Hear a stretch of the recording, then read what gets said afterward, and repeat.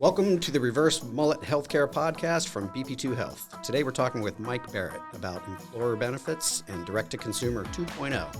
First, who are we and why are we here? More importantly, I'm a little more used to it now, why did we call this the Reverse Mullet Healthcare Podcast? It's because we want to be relevant, informative, and creative. We also want to be entertaining and have fun.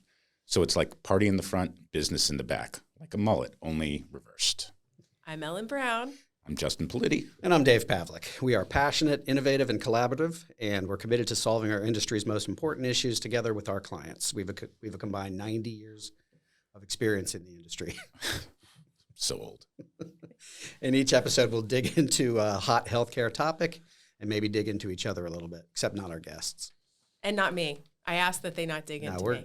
Don't be brutal. We'll be digging into you. Yes, but they do anyways. So let's introduce our guest today. Thanks for being here, Mike.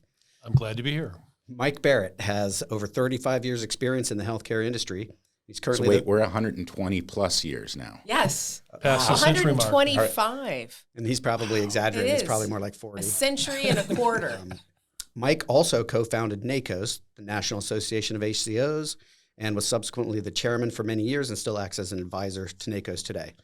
He's run regional divisions of health plans, formed and run successful ACOs, held executive roles at health systems and provider organizations, and has had his own consulting company throughout his career.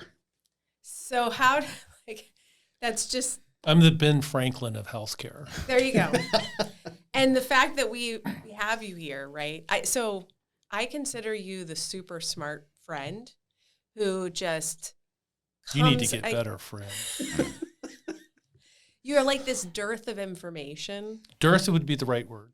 Yeah, see, and we had this discussion this morning around the definition of dearth, because this is our thing, right? We like banter about this, but in as a compliment, you may not think this is a compliment, but I feel like you always make me think faster. You are a dearth of information about the industry, and then you always have this really interesting way of looking at things, and you process it quickly. Keep me on my toes when we have discussions about this stuff, and I always feel like you have an angle that I wouldn't necessarily come up with myself. And again, not that I'm some brilliant wonder, but I enjoy, a lot of times you talk to somebody and you know that you come up to the same place. And I've always enjoyed your take on things. Well, that's the benefit of having ADD and insomnia at the same time. So this is typical Mike right here. We're already getting into it, right? We knew this was going to happen. Which is why we wanted to make sure I had enough time. So how in the world did we meet Mike, right? Okay. So was it on the Mayflower? Apparently with our collective experience. Right, I know, right? Back in the days of the horse-drawn buggy. I don't know, but... No, seriously, how did we meet? I can answer this question. Okay. So I think this is a cool story. Susan is to blame. This was back when my son was 1 year old, and he is now in 9th grade. So this was quite many years ago. And I was spending a ton of time in Johnson City, Tennessee, with the health system up there on a big engagement. They were creating a health plan, and I was helping them do all this, creating the model behind it. And should they do it, the financials, then they decided to, then we had to get the approval. And we basically built the health plan. I was up there all the time. And there was a woman that was Susan Buchanan. Exactly. Right. And wonderful person. Yes. And she was down the road. In Knoxville. And Susan knew me and knew you. We were working on a project together. Exactly. And said to Mike,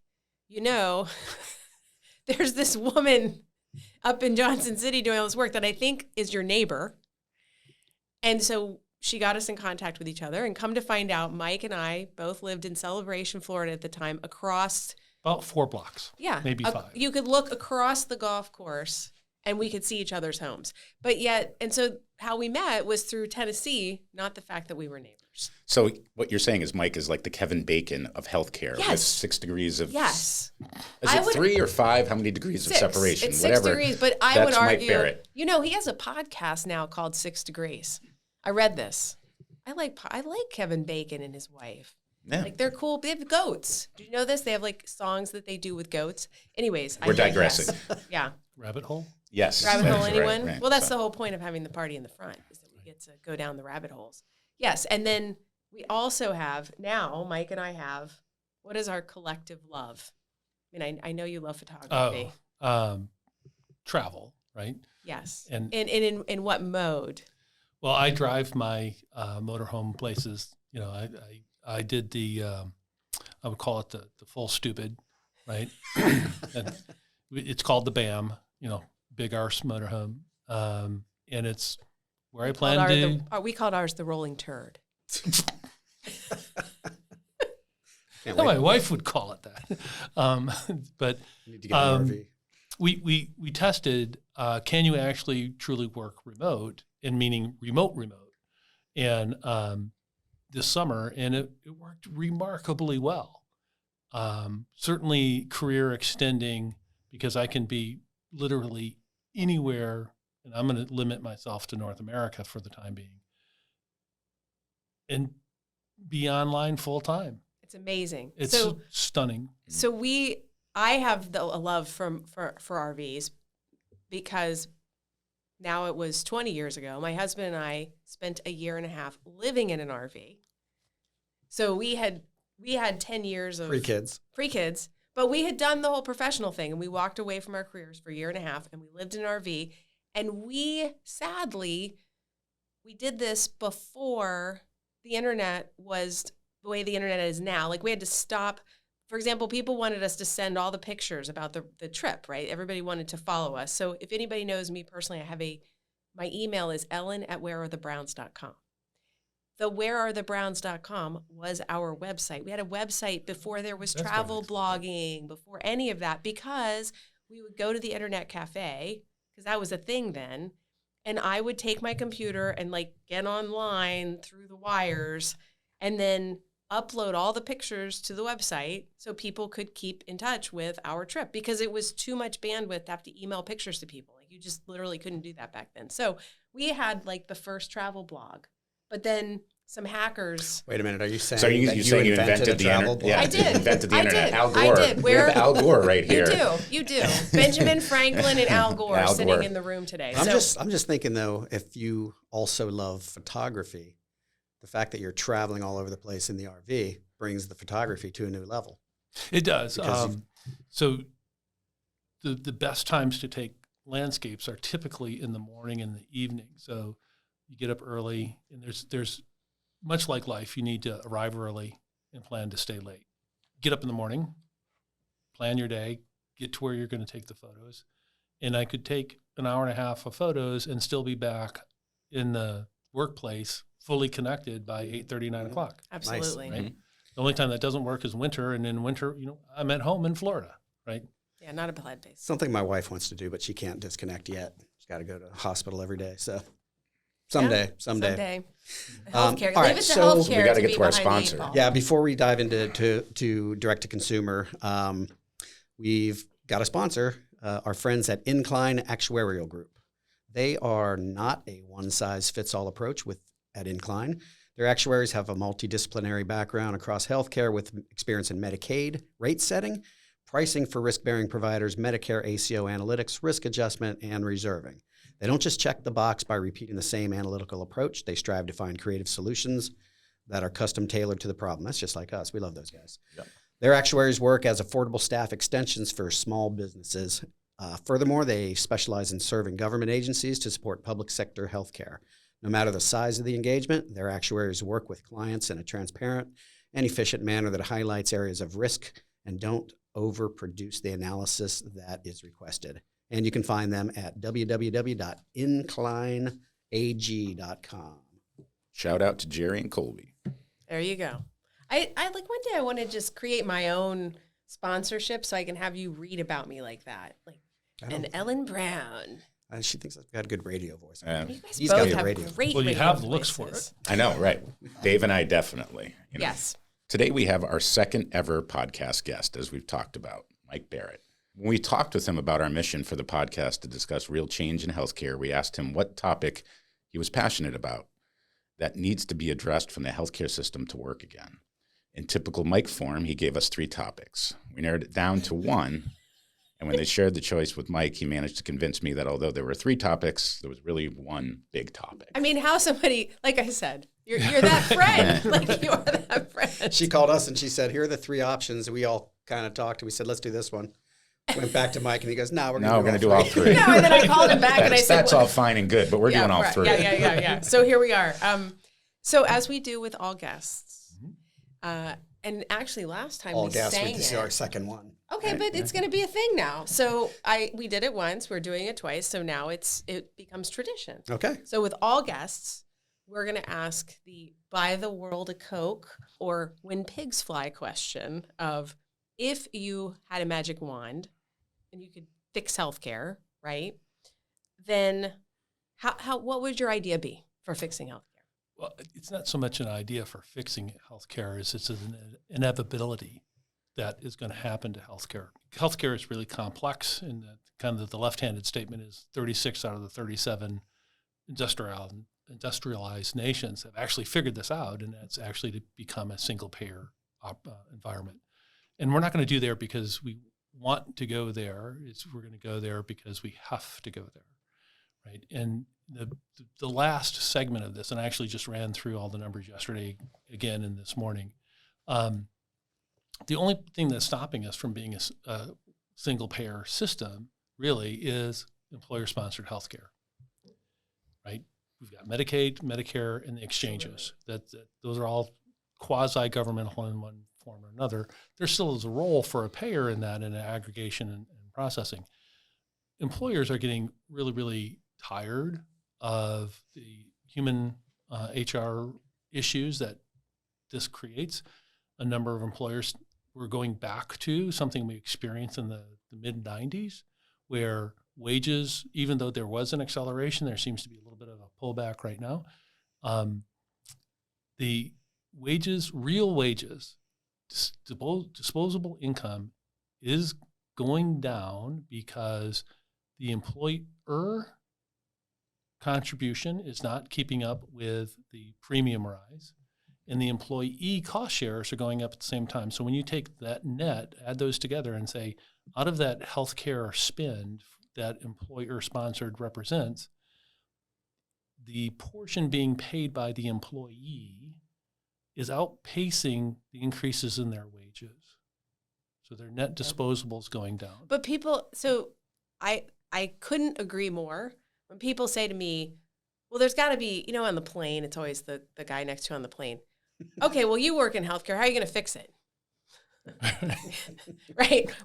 What's the solution? And there's not an answer. There's just not, which is why it hasn't been fixed, right? And I always talk about the fact that there's this massive arm's length relationship where the person using the healthcare, right, consuming the healthcare, isn't even making the purchasing decisions.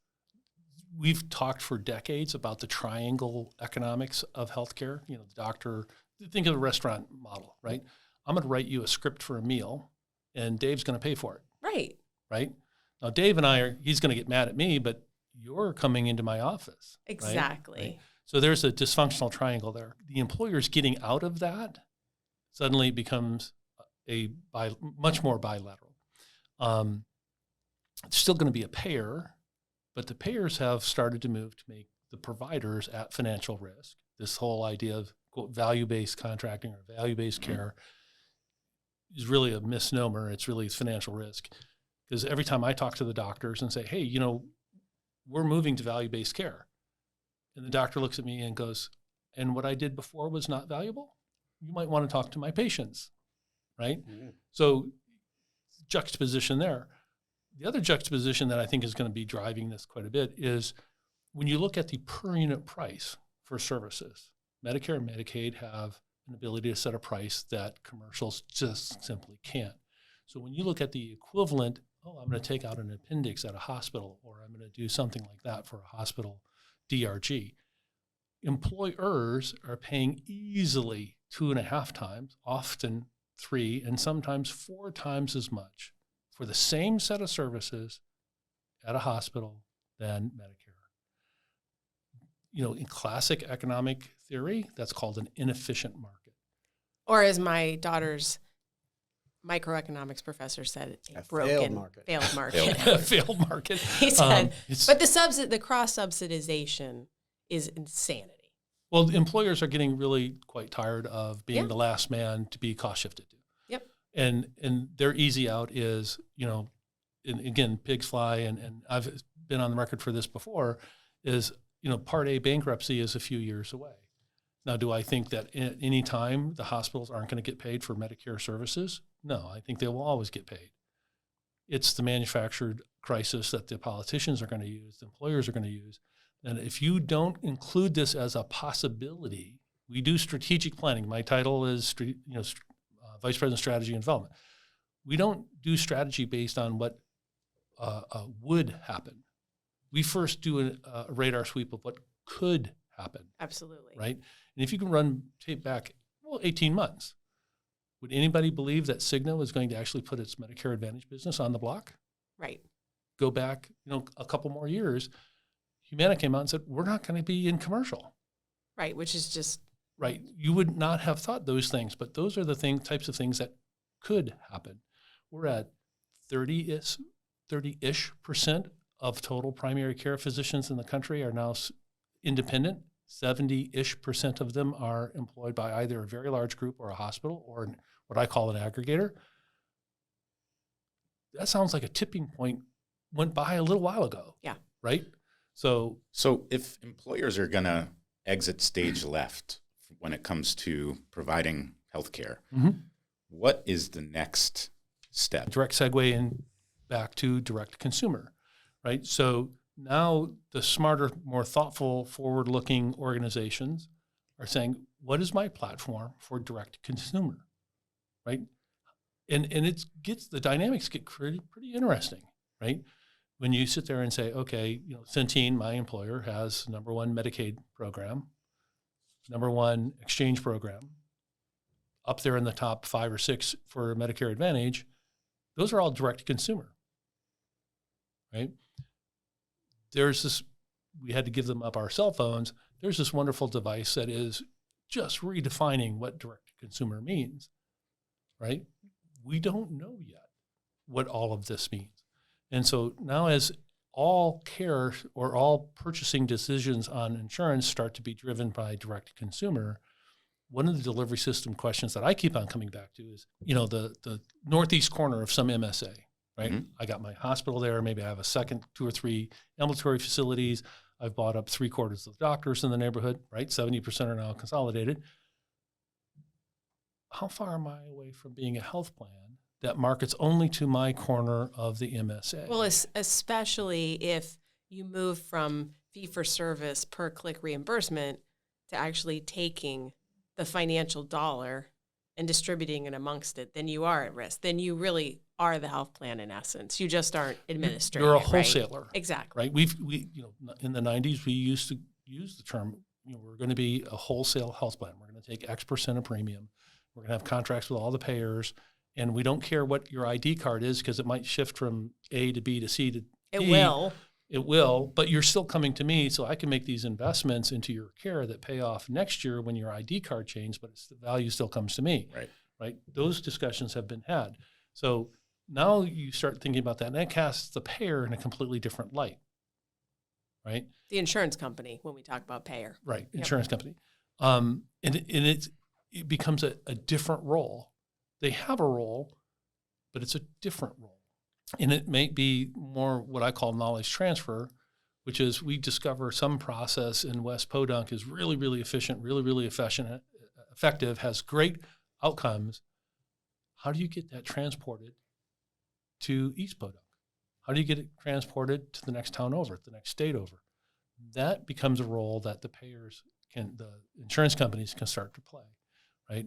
Big data analytics, things of this nature that are Transactional companies. They become financial institutions in essence. They're Well, almost they already are. banks. Look at their Right. SIC code. Absolutely. They're a financial services company. Right. But they truly, they step out of, because a lot of them have, even though on the outside, I think a lot of them look like they're trying to become healthcare companies in terms of healthcare delivery, they really aren't. They're just buying the assets Because a lot of them really do want to step out and say, I'm not delivering the healthcare. That's up to the physician, right? I'm just here to design benefits and take care of ID cards and, the administrative component of things. Referred to as the administrivia. Exactly. Right. But there's also a content part to this. I'm not ready to, quite throw them under the bus and under the mat or whatever you might call it. They have a role of knowledge transfer, program development, right?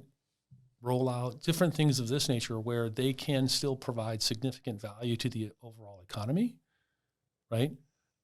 It's not the bearing of risk, right? Absolutely. Justin mentioned catastrophic plans. When you look at the distribution of people who have catastrophic illness, it's really tiny. Yep. That's a really good place for, say, a governmental place to say anybody over X threshold, their expense, 90%, 80% of the expenses are ours. You still stay connected on 10 or 20% because we need somebody to manage something.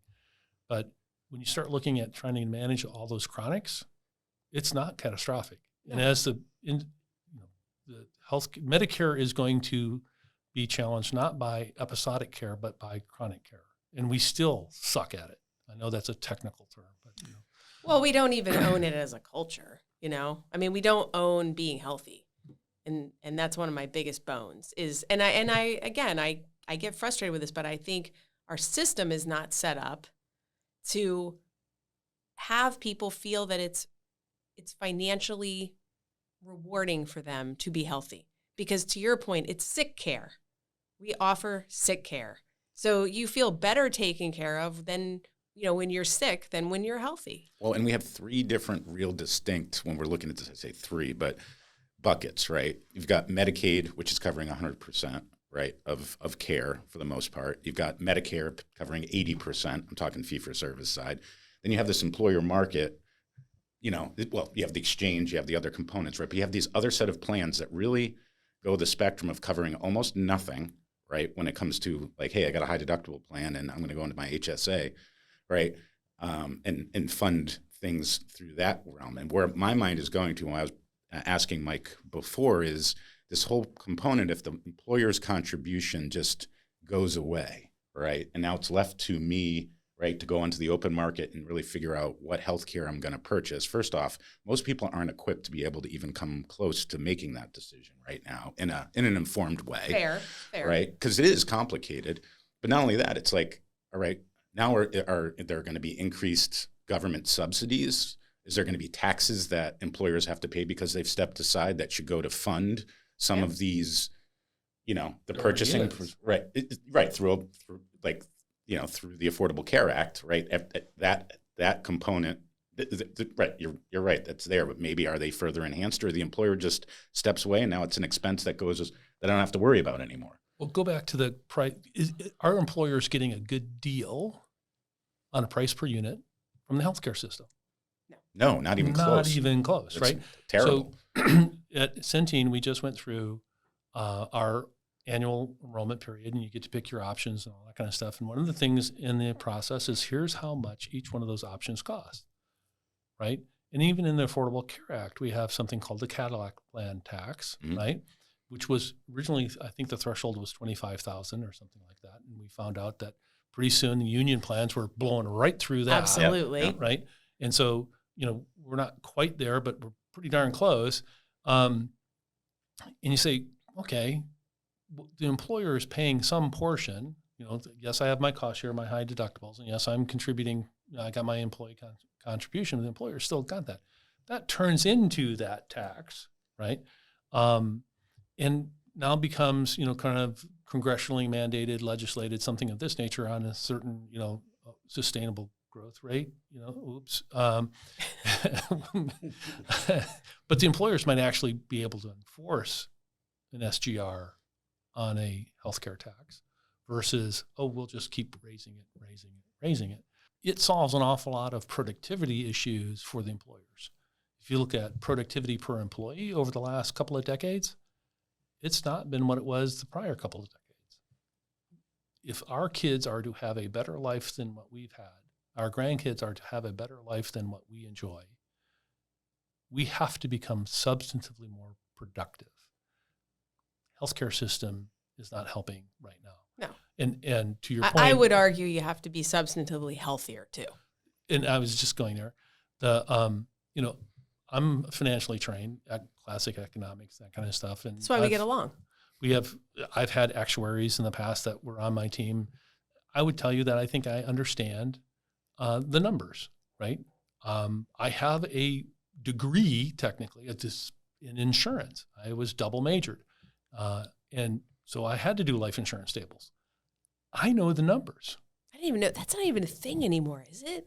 Can you even get a Probably not. degree in insurance anymore? I wouldn't encourage anybody. My honors thesis was the Just Social enroll. Security offset in ERISA. I mean, that's a page turner. Yep. Justin, did you bring that? Did you dust that off? No. The annals of Mike's background. I'm just mad. We 'cause all I know just, the numbers. You just don't sound as No, I smart. just paid my tuition to to get a degree in insurance. But now I'm, Oh, and I now I'm just bummed out. dismissed it. Right. So, Sorry to anybody who has that. I'm not dismissing it. I just didn't know if it was a thing anymore. well, so the four of us know the numbers in healthcare. We manage chronic care. We manage episodic care, catastrophic care. We're in this. There's only one person in this room, or actually two, our tech over here, that have an appropriate BMI, body mass index. It's none of the No, boys. it's not us. No. Me and my wearables. Okay. Y'all can make fun Well, of my that's- wearables all you want. so thanks for coming. That wraps today. Mike's fat shaming us. All right. this is what this is. Oh, he put himself in the. Yeah, and I've only recently undertaken efforts to reduce my weight. That's why I'm here, because I started to get turkey neck. But so we as a culture, right? and we came out with a tax a little while ago in New York City about the big gulp, right? Yes. And we have brilliant people trying to convince us that the bacon double cheeseburger is what you want to have for lunch today. And no, right? So There are no advertisements about kale salads with a side of carrots. Bacon is so Let's be good. sheer. Be clear. right. Bacon. So maybe our Bacon. I knew you were going to say that. That's what we do in an RV park. That is what I do. You walk outside in an RV park, beer. and that's Right. the joke my husband it has. took me. I bacon. was able to withstand that onslaught for 4 days, Yeah, and then I had to Did you make just bacon succumb one to morning. the I bacon? just had to do it. It's so hard. It's like That's a about thing. that's about me. It lasts like 4 days, and then Yep. Yeah, 4 days of egg whites, and then But the next thing now- it's just a but big now- pile of bacon. I've never been publicly shamed like this. We have thousands, So- if not so- millions I of have, so listeners. this I'm is going to nothing. now have to go and get Yeah. serious. And anybody Thank who you for actually that. watches it on the YouTube, you'll be able to be like, did Dave reduce his BMI by the next recording? It's really interesting. Do you want me That to? could be a score on the bottom, like at the ticker. Right? Yes, right? exactly. So I guess you have preempted me from giving the history of health benefits, right? Like we're not going to do that, or am I allowed to do that? Well, you could jump in. I mean, Quickly, we're we'll going give to go like a back into the quick- Wayback Machine I have under the the Wayback Eisenhower Machine. administration. Roughly 1964 was when Medicare was passed and enacted, Yes. right? Yes. So the question is, when did the federal government actually realize, oh crap, we got to do something about this? 1967. Oh, 2 years later The Office of HMO, Health Maintenance Organization, was formed. was formed. Wait, what's your?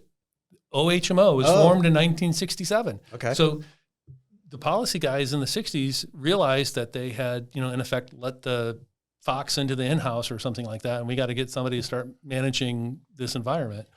Because the Medicare spend was They knew right away, They right knew out the right gate. away They the knew right Medicare away. spend was going to be Right. a problem. This isn't new, right? Yeah. This has been growing, and we got really smart MBAs and PhDs, and people go to school to learn how to sell stuff to us, and we buy what they tell us. And there's going to be an iteration where, oh, wait a minute, no one is making any more money by the more stuff we buy. Yeah. Yeah. The whole Affordable Care Act and moving toward the single payer and putting providers at risk it's not how much you can bill, it's how much you can keep. And going back to the wholesale HMO debate from the 90s was, I don't care if you have payer insurance company A, B, C, D, E, F, G ID card. right? Because you're still my patient and you're going to be my patient, and I need continuity and engagement, direct to consumer, and all those different things that come about it. So all of this works together that says we're on the cusp of a pretty significant healthcare reform, right? It's not next week, but it's certainly within the decade. And if you're not getting ready for it, then, there's a term we use in the strategy world to describe you. Target. And so 60 years ago. It's so funny. Everything happened in the 60s. Like I'm saying, it's like we've gone back, we've done several episodes like on when things were born. I'm not going to 1964. Healthcare related. Healthcare related. We're not like just figuring out when everything was born. But I'm just like the first value-based care components went back to the 60s. Primary care medical home. But that's also when this health center movement was born. FQHCs. Yep. That started in the 60s as well. It's just British rock and roll invasion. But there's one thing we haven't hit on that I won't make this super boring. I just find the background and the definitions interesting. But you go. Is that it started in the 40s. This whole industry kind of started in the 40s indirectly when employers were given a tax break if they paid for health insurance. They couldn't raise wages. They had to attract employees some way. And the other thing, that the birth of the HMO, right, Kaiser, was done because Kaiser needed the employees at work being productive versus not. In similar story. Yeah. Before my daughter was born, and my wife at the time, we were having a robust debate, and I was the CFO of a health plan, about on-site child care as a gender item, an equality item. And I looked at her and said, I'm a finance person. You're missing the argument. I work in a company that has 110 employees. 5 of them are boys. A significant number of my employees every single day are not productive because they have a child care related issue. I will do it because it's more productive for me as a business. You don't have to convince me it's morally correct, ethically correct, and all those different things. I can do it out of pure mercenary economics. Win the day there, be happy. Yeah. Right? So I think we're going to end up going back toward that single payer or single because you think that the tax, because that's been the big thing, is that the employers have this tax benefit, which then created this system. It just created this money, this pot of money. Right. And so your feeling is that tax will go away? Or? No, the tax is there. Okay. So let's use the Cadillac plan as a threshold, the $25,000 as a proxy. Meaning, when you say $25,000 Cadillac plan, for those that are not in healthcare, what does that mean? So the Affordable Care Act allowed employers to continue to have very rich benefits, non-standard, but at some point when they got their plan expense got to such a level, $25,000, they would have to pay an extra tax for, in effect, providing too rich of a benefit. Well, that payment level that was set originally at that premium level was set at $25,000. Well, within a couple of years, the very rich plans went right on by. Absolutely. Right? So, but if we take $25,000 as some sort of proxy for an average. And is that for an individual or a family? That was per employee. Okay. Right. Because, I mean, for those sitting, listening to this, what we're talking about is the monthly. So anybody who buys their own health insurance knows that as a family, you can be spending, even as an individual, you're looking at $1,200 easy if you, if with any kind of like a crummy plan with a big, with just a normal, with like a $2,500, $1,200 deductible. If you want to get down to a low deductible plan, you're spending, you can $1,200 easy. So point being, as a family, that two people, you're easily above the $25,000, and that's for not a like you don't feel like you have a Cadillac health plan. Not even close at to that the level. fact You're that it's still called a Cadillac. It's more like a Yugo. Yeah, there's still you're still fighting over trying to get your pharmaceuticals filled and things like that. So let's go back to how much the employer is paying on a per unit price. Right? If they're paying 300% of Medicare allowable for each inpatient admission, and with the wave of a wand, I can extend that Medicare pricing to now the exchange or something to that effect. Suddenly the employer is like, that 25,000, and this is really gross math, cut it in half, 12,000 at hospital, 12,000 for doctors, and everything else. But yet that price per unit now gets cut by 75%. Now hospitals right now are, Margins. not happy, right? Right. But 75% of 12,000 is $9,000. That's a lot of money when you start multiplying it by the number of wage earners we have in the country. Or it's a lot of money that gets put into an Obamacare feeling, right? I mean, for people that are trying to put this in a box, try to understand what we're talking about here is we're basically talking about all the employers in the world, in the country that are taking care of their health benefit, the health insurance benefits for their employees on their behalf. They put all that money into a bucket. And then to Justin's point, everybody has to try and figure out what to buy. And your point is it's just kind of a single, it's just a universal approach to it. And then you're picking your benefit plan. right. And like Obamacare for people who don't have benefits through their employer.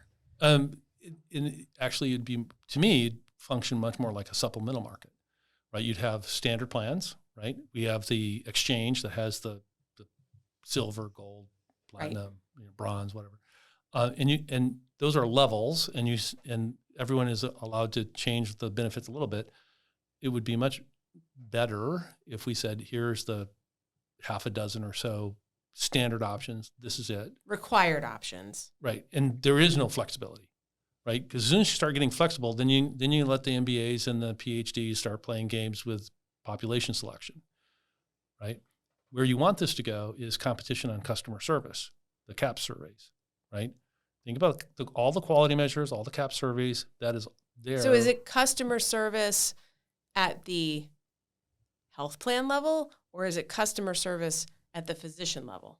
Well, so if I'm picking Both. this is where it all gets tied up, right? So if I'm picking my administrivia contractor, called the insurance company, right? I want to be able to call up a telephone number, talk to somebody, get my answers, had without, 40 minutes on hold and 10 phone calls. I don't go to a doctor for which I think they're going to get it wrong. The core quality of health care, I might complain like crazy that my doctor makes me wait. You would never complain. No. But we might complain like crazy that our doctors make us wait. But we wait because we think they're going to get it right, not because they're going to get it wrong. So the quality that we want out of the doctor is promptness, right? We think they're going to get it right, right? And so the ability for the system to communicate to... Well, I don't know, though. I got to go down that rabbit hole for a second. I don't trust... You guys are going to really laugh at me now. The wheels are turning. Conspiracy theories here. No, it's not boring. It's not boring. I don't necessarily trust that my physicians are going to get it right always anymore because I don't think they have the time. And I don't think... the magic word, time, right? They're going to get it right if they have the time. Right. And we've, in the ACO business, the value-based business, we keep on telling doctors, it's not the patient you have in front of you. It's what patient should you have in front of you, right? How much of the activity right now is the worried well, there's nothing really wrong. We do an annual wellness visit to do quality scores and you're perfectly healthy, so you check all the boxes and you get paid the same versus, under CPT codes, you get paid the same, 99214, if you have 2 diagnosis codes or 15. The doctor worked a hell of a lot harder on the 15 than the one with 2. Under population-based health and making the system financially accountable, suddenly we want that doctor to spend that extra time to get it right. Incentives start to align, right? And so, I think we're going to end there because we have to. And that is going to be an outcome from this the direct-to-consumer 2.0. Because so just to kind of why these 3 concepts come into one, right, is the employer benefits change dramatically. It's like a seismic shift, right, where your employer's not choosing your plan anymore. Right. They're basically giving you money to pay for your plan. Right. Pick And your then own. you argue that it's going to be, not argue, but your hypothesis, you propose that those health plans are going to be standardized, that they have to be. And we all know that a tremendous amount of the benefits are regulated to begin with. Government has already said these things have to be paid for. And then, so from that, if that happens, now the consumer suddenly has the control over the dollar. They're making the decision, and it's a whole different ballgame. The healthy people will all select the bronze plans, the lower cost plans. Maybe. Unless they have chronic condition or something and they're nervous. They're not healthy anymore. Or they're not healthy anymore, then they're going to pay for the richer benefit plan, right? I just worry that we're going to wind up with exacerbate the underinsured situation in this country where, you've got a large swath of people are not accessing because of cost, right? If they're having to foot the bill themselves, you've got these high deductibles, they're going to put off care. We're seeing that, right? So, I just think if that's the future, that's my worry is that, all right, so now we've got a society, we're just, I guess further exacerbating this underinsured issue. Let's unpack that because that's a real good concern. You sound like a consultant. Let's unpack that. Unpack it. I almost put that in for like something I was going to say, and then I'm like, no, it sounds. In fact, I was going to put it for you, which is really funny, and then I was like, no, that's too consultancy. So who pays for the underinsured right now? Collectively, as a society. We all do. Right. And it funnels through the healthcare provider, right? Yep. So we all pay for it one way or the other, and every time it goes through that cycle, it actually gets more expensive. So return back toward those classic HMO style benefit plans from the 70s and 80s, early 90s, where it's the copays are very, very $2, $1. Do you remember whenever people started? I remember when they became $25 for a specialist, and $5. You would have thought it was $4,000. People are, I can't believe it. It's $35 for my primary to go see an orthopedic. Like, be glad you got that. That's her grumpy old man voice right there. It's really bad. I'm not good. He's not good at. Dave is not good at accents. I'm not good at singing, Sure, and I'm certainly not good at trying to imitate. I can't carry a tune in a dump truck, but other than that, I'm glad we didn't try to sing a World of Coke then, like we did. So, because of the way the cost of underinsured gets cycled through the economy, right? We shouldn't have those high deductible catastrophics because the group that actually eats most of that cost is the provider. And so the provider is going to turn around and say, I can afford, I'm getting paid this much for a population. I really can't, what's in my best economic interest over a 2 or 3 quarter or maybe even a 5 or 6 quarter isn't to charge Mary McGillicuddy a bunch of money on a high deductible health plan and make her pay something that she can't afford, right? And so she doesn't. And so 6 quarters later, instead of it being a $5,000 item, it's a $50,000 item. Because she let it go. Because she let it go. I'm highly incentivized to drive away those high economic barrier health plans and reduce the barrier. Now I change from, oh, good, they'll come see me more, to no, who should be seeing me? Who should be coming in? Who should I be worried about? Not because they're, going to fail attribution, because they're going to fail their health. Okay, health status. We get in the health status business instead of the sickness that's where I was going to go with this. Is so we've talked about this from all the different angles. What we haven't talked about this from this consumer direct 2.0 is we haven't really talked about the implications, the opportunity. I like to see it as an opportunity for the healthcare delivery system. Got to get much better, really engaging with the consumer. Yep. It's not patient-centeredness. Yeah, we should have had Mike and Dr. Pittman together, because this last episode. Well, we talked about patient engagement. Yeah. But we didn't talk about. But we talked about the dilemma of the physician shortage as well, them not having enough time to spend with the patients, to your point. Because of the payment system, the fee-for-service hamster wheel. We talked about that. Mm-hmm. So being able to, but so let's what do you think? I'm actually going to ask Justin. What do you think? And then it goes to Mike. What do you think? Either pick primary care, multi-specialty practice, or health system, any of those. Okay. What do you think they need to do under Consumer Direct 2.0, what we're talking about? This happens. This seismic, cataclysmic event happens. That would be a big 24 if this happened. I think we're already seeing it, but the outreach, the technological outreach, primary care, specialty care, needs to be, I guess, at the forefront to get the engagement that's needed, right? So the convenience factor to be able to, Mike had pointed this out a little bit earlier, like having the on-demand access to primary care, right? So, through technology. Through right? online scheduling, through telehealth, through texting. Right. That to me. That device you were referencing that we don't have here. That's We had our appendage. Right. Did she take it from you? Yes. But we need to get away from this 6-month out scheduling for a wellness visit when that's not reality. That's like antiquated, and that's not how people want to access. No. Right. So I feel like, and we're already seeing it, right? Walmart's doing it.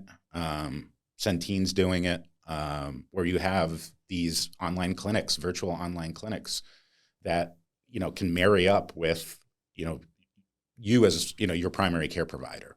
I think that's the future. I mean, I think we've got to get even more and more on that. But that's how I think I go back to like how I would be engaged rather than having or getting chased down from my doctor with phone calls or whatever the case may be. If it's that easy and I'm able to access my primary care provider online, and I go in if something is needed, but that to me is where the future is. I don't know. I'm going to concur, but I'm going to give a structure to it. Okay. Right? That odd perspective. This is management. The task of management is all about filtering the signal from the noise, right?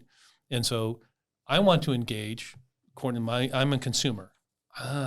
This is bothering me. I want to engage and get a resolution to my anxiety, right? So I want to engage and get some resolution. Now I need to engage with somebody who's reasonably expert, like a physician. You want to, or a PA, or a nurse, or somebody. You want some medical professional to help you with something going on.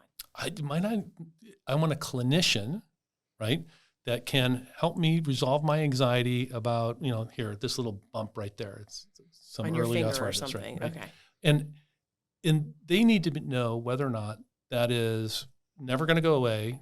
Take an ibuprofen of some sort, and relax. It's no big deal.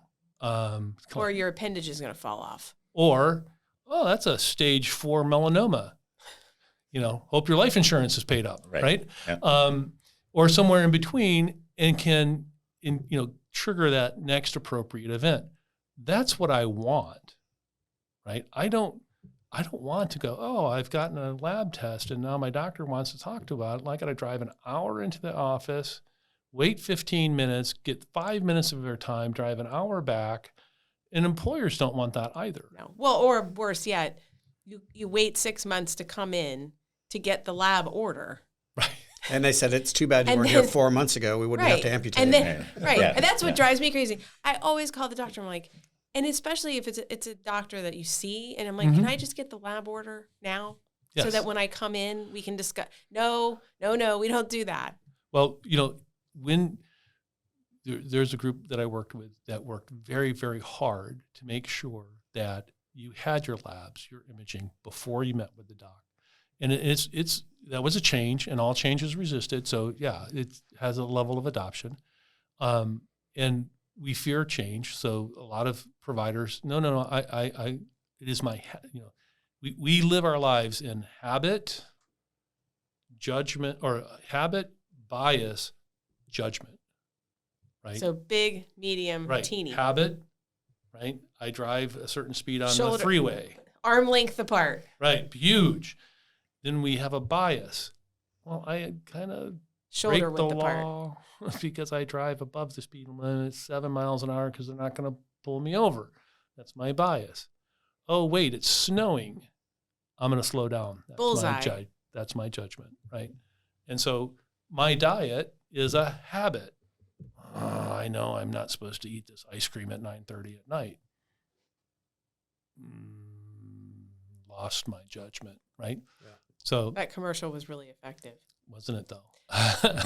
So I mean, from a clinical perspective,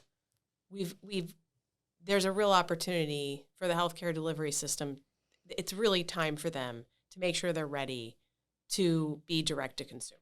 Well, and the winners and losers are going to be the ones that get their direct consumer correct. Yep. That's it, right?